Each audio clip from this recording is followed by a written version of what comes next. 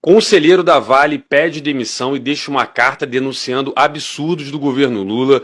Dá uma olhada que na volta eu vou te explicar que é muito pior do que você imagina. A carta expõe um conflito interno entre a mineradora, cujo controle é dominado por sócios privados, e o governo, que detém menos de 10% das ações da empresa por meio da Previ, um fundo de pensão do Banco do Brasil.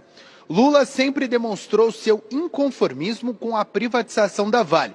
No começo do ano, o presidente tentou emplacar seu ex-ministro da Fazenda, Guido Mantega, na presidência da companhia. Pois é, pessoal, vou fazer uma dissecada aqui sobre essa matéria. Passou algumas coisas apercebidas para muita gente, então é importante vocês entenderem.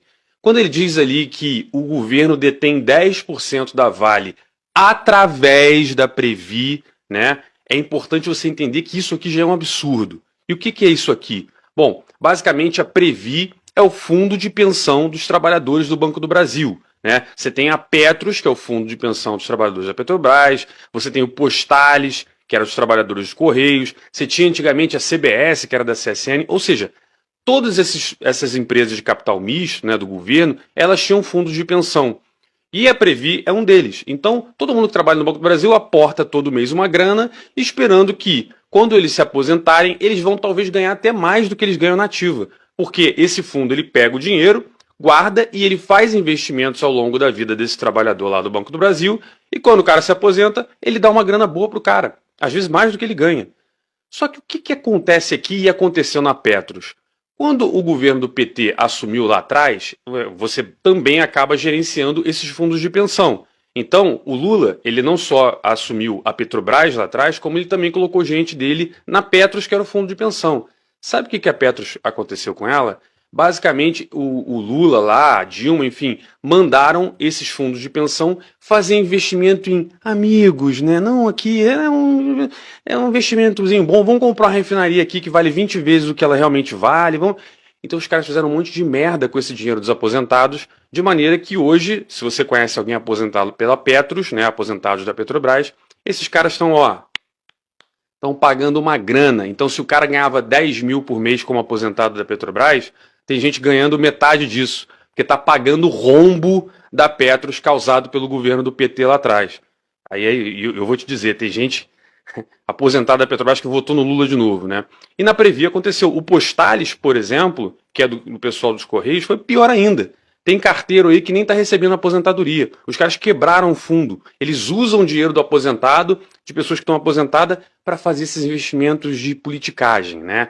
E agora com a Previ é a mesma coisa. Então, o que o Lula está fazendo é pegando o dinheiro desses aposentados do Banco do Brasil e usando para fazer proselitismo político. Ele não está nem um pouco preocupado que essas merdas que ele está fazendo está derrubando o preço da ação e esses 10% que a Previ tem está perdendo valor. Então é o aposentado do Banco do Brasil que está correndo risco agora. Isso é um absurdo, isso não deveria existir dessa forma. Tá? Enfim, isso já é um absurdo. Usar dinheiro de aposentado para fazer politicagem. O outro é o seguinte, que a gente sabe que ele faz merda nas empresas estatais, isso aqui já é dado, todo mundo já sabe. Eu já falei isso em outro vídeo aqui. Porra, eu acho que quem investe em estatal no Brasil, Petrobras, porra, Correios, Banco do Brasil, pra mim é maluco. O cara é maluco. Com um governo desse, o cara é maluco.